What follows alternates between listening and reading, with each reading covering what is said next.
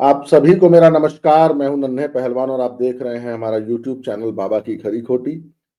Screen की दूसरी तरफ है लखनऊ से संदीप आरके सिंह, प्रारब्ध के फाउंडर एडिटर। संदीप भाई, जय श्री राम। जय श्री राम नन्हे भाई। बहुत धन्यवाद, आपने हमें आमंत्रित किया और आपके दर्शकों को भी बहुत बहुत नमस्कार, धन्यवाद। डोनाल्ड ट्रंप ने जब जेलेंस्की को लथेड़ा था, या उसको आप बोलिए जब उसको रेला था, तो उन्होंने उसमें एक बात कही थी कि देखना जेलेंस्की, कहीं तुम्हारी वजह से तृतीय विश्व युद्ध न हो जाए। तुम जिस राह पे चल रहे हो वो राह कांटों से भरा पड़ा है, तुम्हारे लिए तो है ही है, और कहीं तुम पूरे विश्व को इसमें लपेट मत ले। You are gambling with third world war. जी।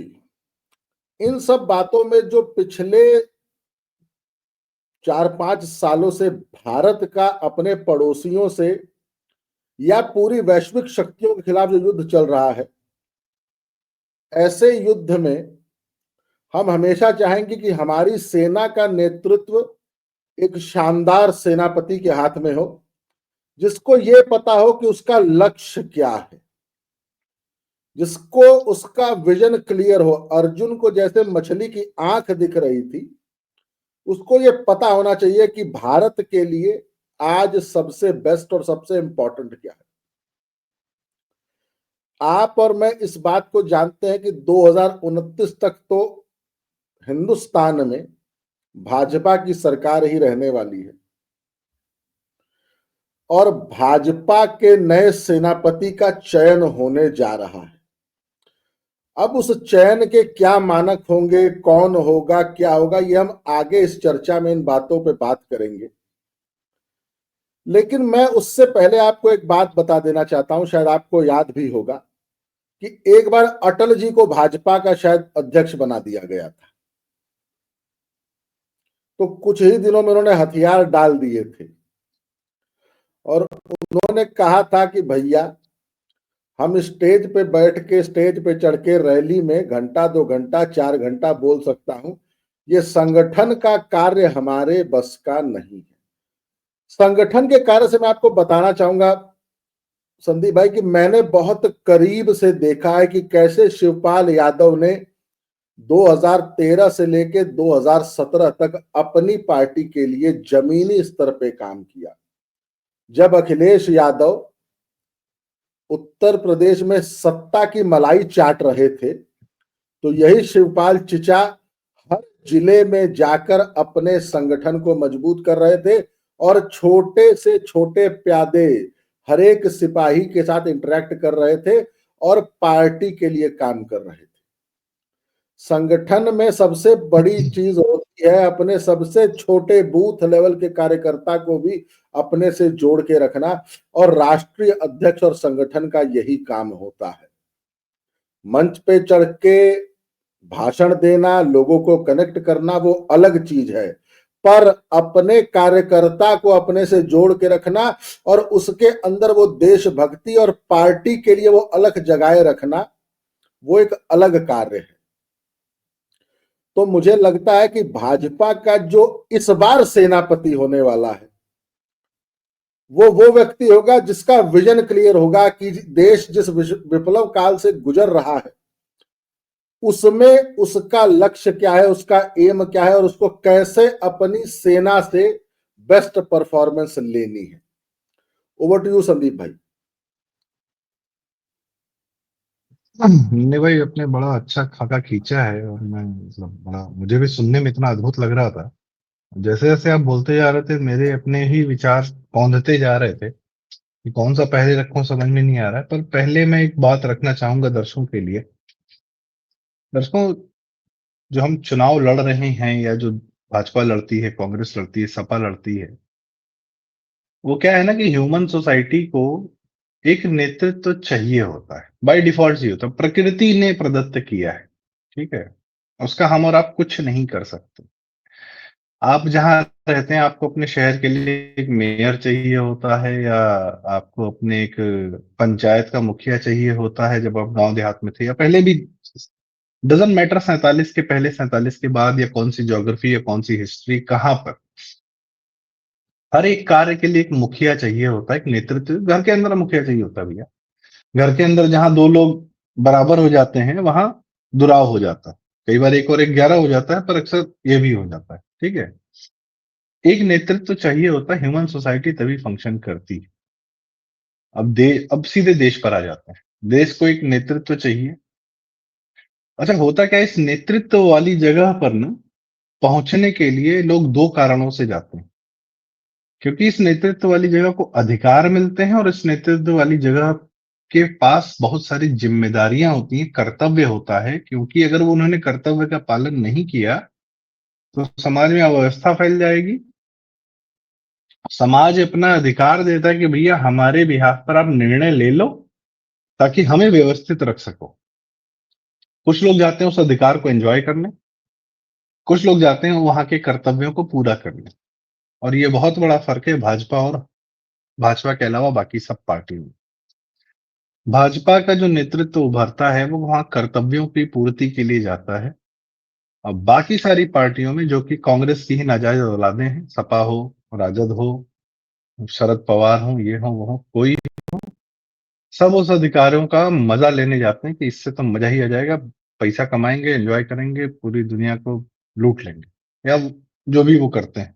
ठीक है, कश्मीर से फारूक अब्दुल्ला, उमर अब्दुल्ला से उठा के हरियाणा में चौटाला, और कहीं किसी पंजाब में चन्नी, और ये वो जिसका नाम उठा लो, अकाली बकाली, जितने सब, सबका यही हाल है।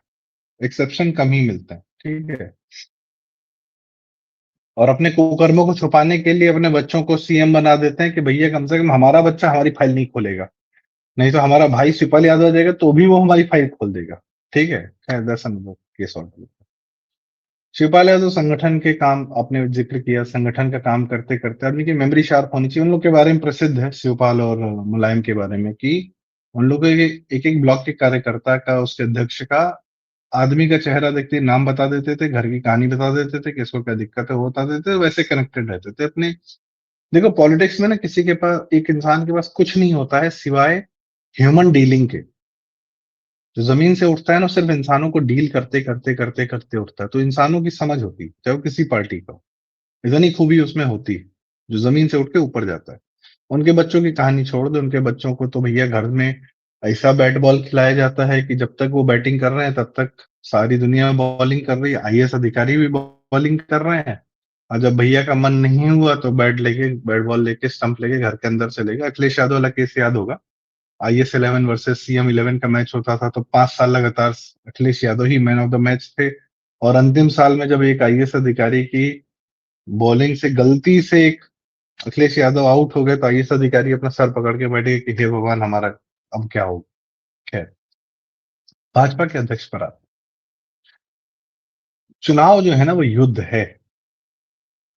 इस युद्ध की बस एक शर्त है कि खून नहीं बहेगा, वरना इतिहास में इस नेतृत्व की, जब मैं बता रहा था कि एक ह्यूमन सोसाइटी नेतृत्व की आकांक्षा रखती है, उसकी जरूरत है एक नेतृत्व, तो उस नेतृत्व तक पहुंचने के लिए लोगों ने अपने अपने कारणों से अपने अपने संघर्ष किए हैं।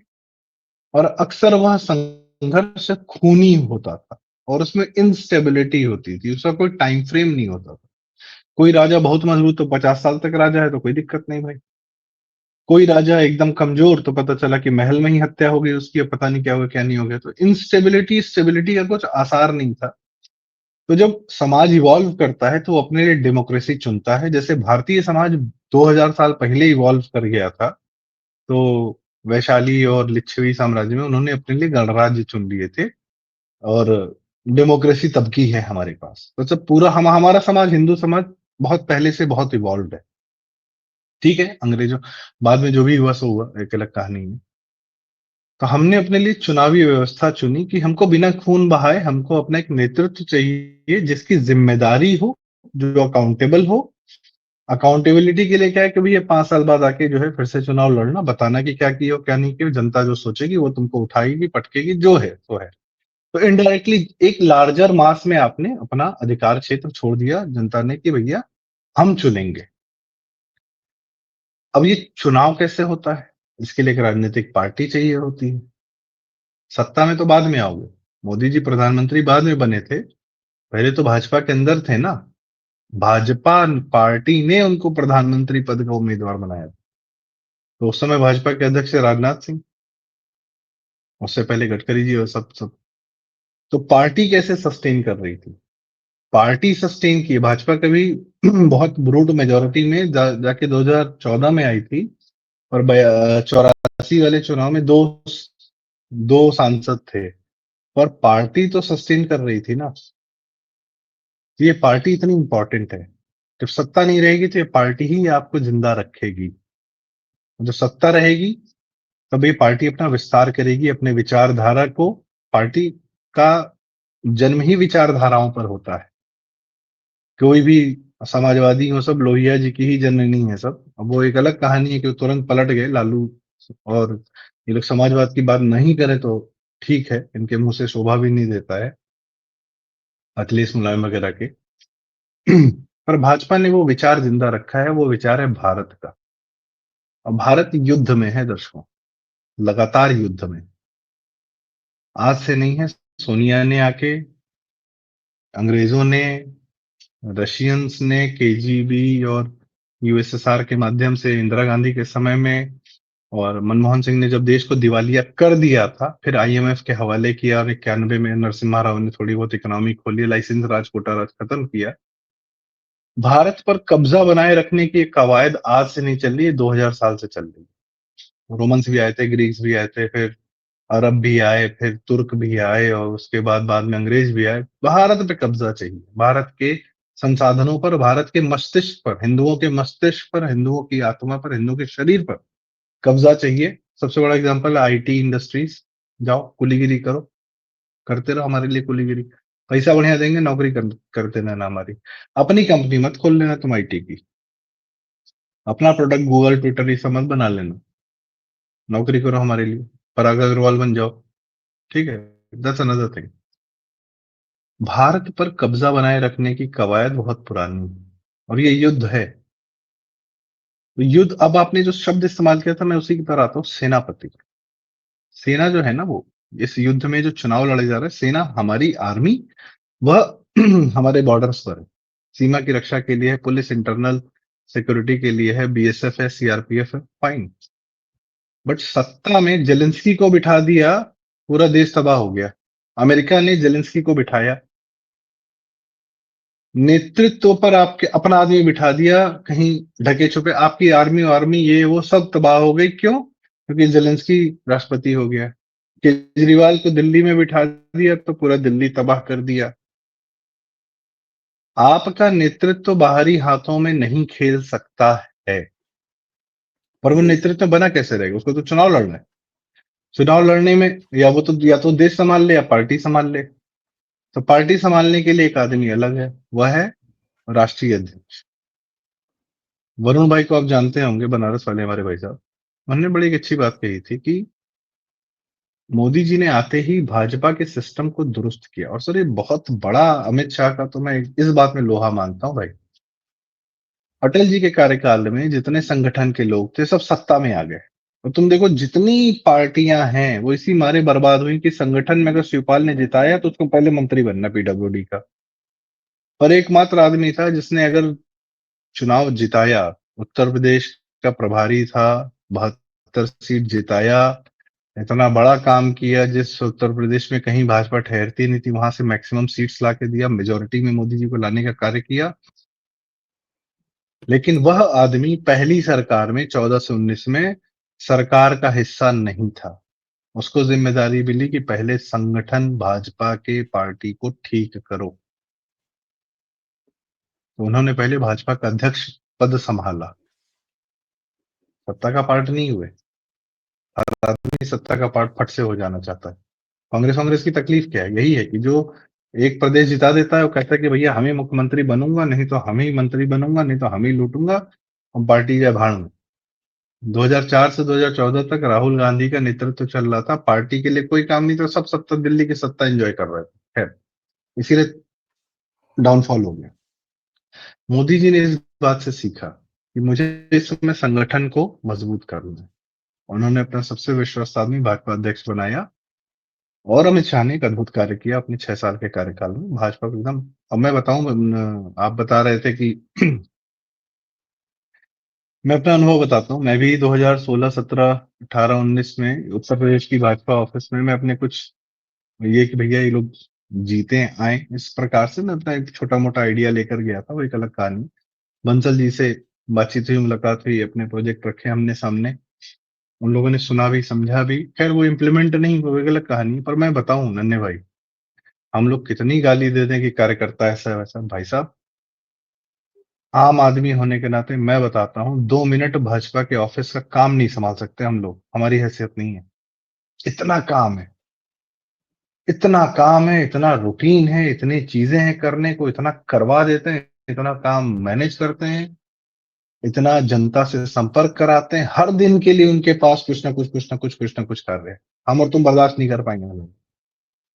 ठीक है, अपना जीवन शैली और अपनी लाइफस्टाइल और अपना आपका क्या कहते हैं घर परिवार की ध्यान रखते हुए, तो जो लोग भाजपा के कार्यकर्ता हैं मैं उनको नमन करता हूँ कि भैया अद्भुत कार्य करते हैं आप लोग, बहुत मेहनत करते हैं जो सिस्टम फॉलो करते हैं। तो ये सिस्टम बनाया हुआ है अमित शाह का।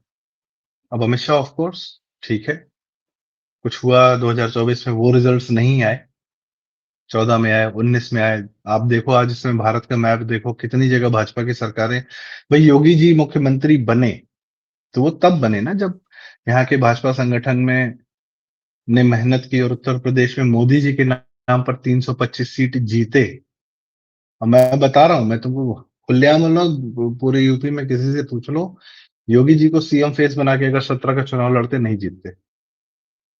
वो जो मीडिया ने छवि बना रखी थी, वो आधी से ज्यादा जनता योगी जी और उनके कार्यों को जानती ही नहीं थी। वो तो उनके सीएम बनने के बाद जाना, जैसे मोदी जी के सीएम बनने के बाद मोदी जी को जाना है कि मोदी जी किस क्षमता के आदमी हैं। और वैसे क्षमता के लोग भाजपा में और संगठन में आरएसएस में भरे पड़े। तो अगर कोई नाम निकाल के यहां से ऐसे रख दे तो आप चिंता मत करना कि भैया अरे इसको तो हम जानते नहीं है, इसको भाजपा अध्यक्ष कैसे बना दिया। जब उनकी कहानी निकलेगी ना तो रेखा गुप्ता जी की तरह पता चलेगा, अरे भाई धाकड़ इंसान है यार ये तो।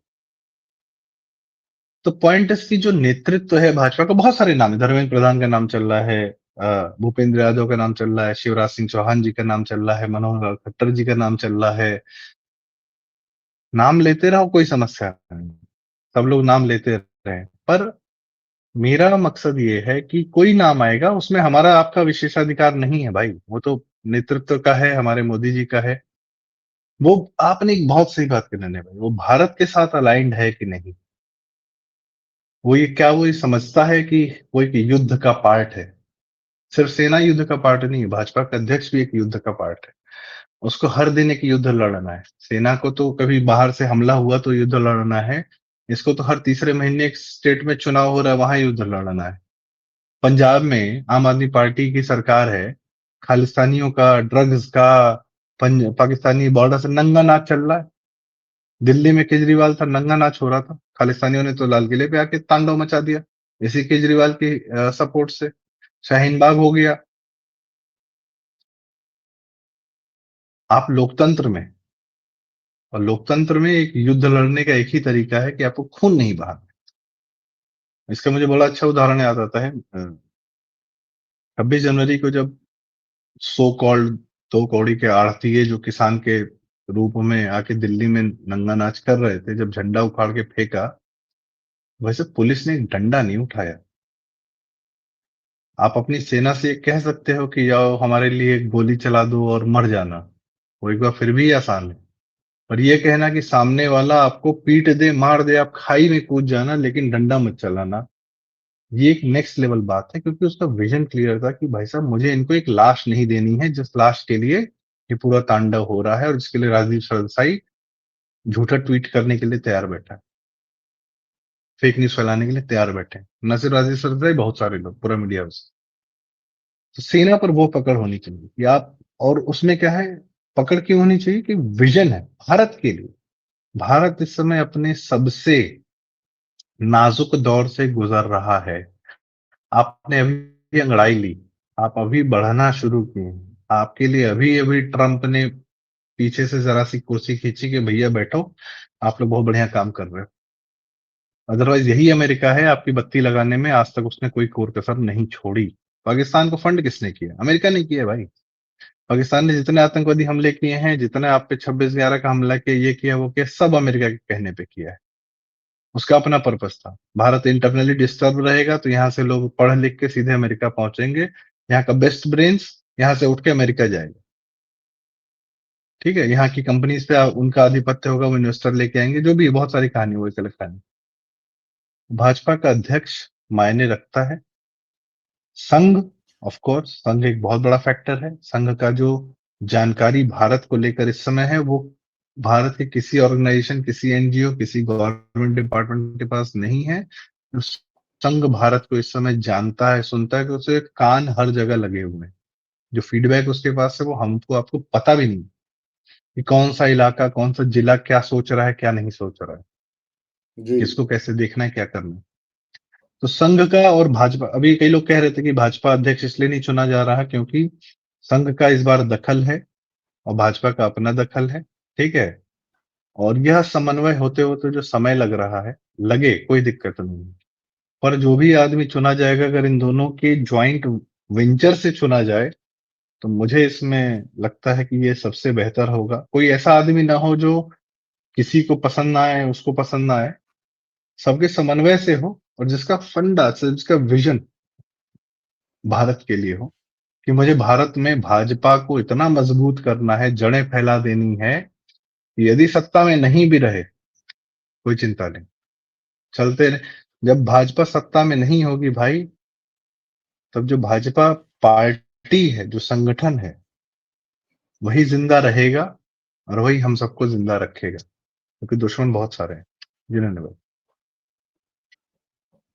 संदीप भाई, जैसा कि आपने बताया कि भाई जो भी राष्ट्रपति या जो भी सेनाध्यक्ष होना चाहिए, उसका विजन क्लियर हो और उसको अपनी जड़ों को इतना मजबूत करना पड़ेगा कि विप्लव काल में जब भाजपा सत्ता में नहीं रहेगी तब भी हमें कोई हिला न पाए। हमें वो वृक्ष बनना पड़ेगा, वो वट वृक्ष बनना पड़ेगा जो सदियों सदियों, कई पीढ़ियों तक तना रहे, मजबूत रहे, खड़ा रहे, उसको कोई कीड़ा उसको खोखला न कर पाए। ये तो चलिए बात हो गई कि हमारा सेना अध्यक्ष या हमारा राष्ट्राध्यक्ष कैसा होना चाहिए, पार्टी अध्यक्ष कैसा होना चाहिए। जरा कुछ नाम बस बता दीजिए, अगली चर्चा में डिस्कस करेंगे कि उनके बारे में, और उसके बाद इस वीडियो को समाप्त करेंगे। वो लिस्ट जो आपको लगता है कि इन लोगों का नाम हो सकता है। जी भाई देखो, सबसे पहले तो मैं गुजरात से शुरू करूंगा। गुजरात के अध्यक्ष रहे भाजपा के CR पाटिल जी। ठीक है, अभी केंद्रीय मंत्री हैं। तो CR जी पाटिल जी ने जो जीत दिलाई है भाजपा को गुजरात में, अभूतपूर्व है। ठीक है, और ऑफ कोर्स मोदी जी के बहुत वो है, संगठन के भी बड़े आदमी हैं। ठीक और ठीक भाई, दूसरा संगठन पे नाम। जो काम किया उन्होंने, हाँ। फिर एक तेलंगाना में बंदी, क्या नाम है, बंदी कुमार, इस तरीके से करके नाम है उनका।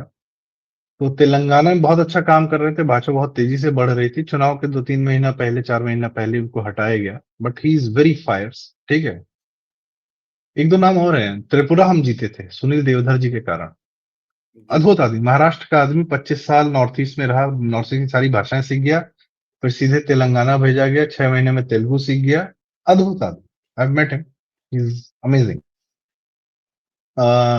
ये सब कुछ ऐसे नाम है जो चर्चा में नहीं रहते। चर्चा में जो है, धर्मेंद्र प्रधान है, ऑफ कोर्स शिवराज सिंह चौहान है, सब संगठन के आदमी। मनोहर लाल खट्टर जी संघ से आते हैं, मोदी के विश्वसनीय संघ से भी हैं। पर अभी इस समय जो वो 2 डिपार्टमेंट संभाल रहे हैं, मंत्री बनाने इसलिए नहीं बनाया गया था कि तुरंत हटा के भाजपा पे लगा दिया जाए।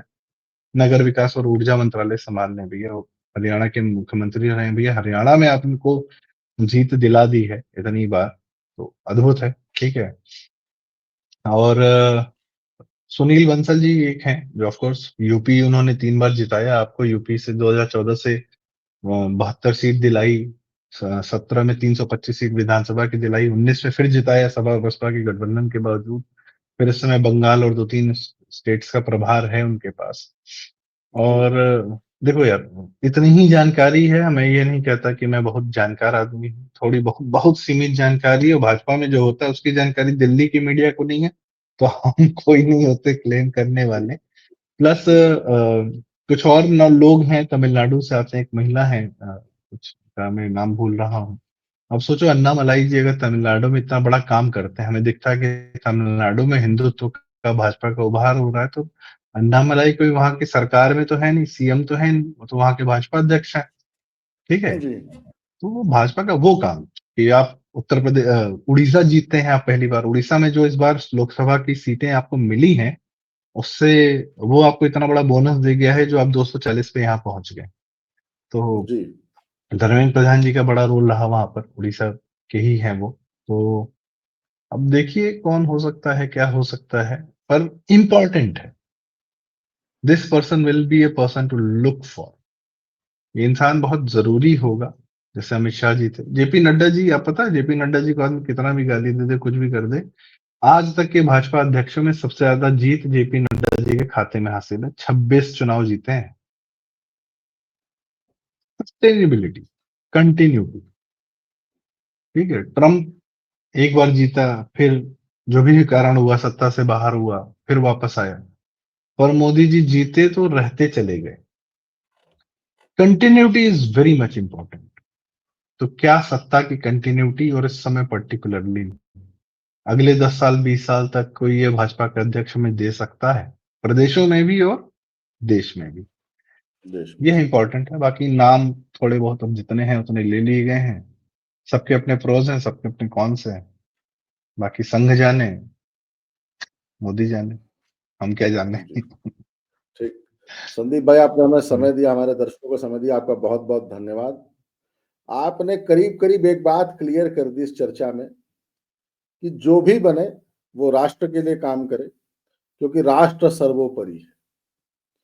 तो फिर किसी और मुद्दे पे आपसे फिर चर्चा करेंगे। आपका बहुत बहुत धन्यवाद। जय श्री राम। एक आखिरी बात कहना चाहूंगा नन्हे भाई, जी जी कि जी संदीप। जो भी बनेगा ना, उसका मुंह सत्ता से उलट होना चाहिए। संगठन का जो भी कार्य करे, वो सत्ता की तरफ न देखे, सत्ता से उलट देखे। सत्ता की तरफ जी उसकी पीठ होनी चाहिए। वो जी जी जमीन जी को देखे, वो जनता को देखे, वो अलग अलग प्रदेश को देखे, अलग अलग जिला देखे, अलग अलग पन्ना प्रमुख देखे। बस यही आकांक्षा है, और तो बाकी जो, जी यार देखो, एक एक एक एक टर्म है जो हम लोग हमेशा बोलते थे, जिससे लोग चिढ़ते भी थे, कि मोदी जी और संघ भागवत जी जो करेंगे कुछ सोच समझ के किए होंगे। उसमें हम लोग क्या करेंगे? बट द पर्पज ठीक इज टू दी। संदीप। अब देख, बस यही है। देख, ठीक। संदीप भाई, आपका बहुत बहुत धन्यवाद, आपने हमें समय दिया। फिर जल्दी मिलेंगे। जय श्री राम। जय श्री राम।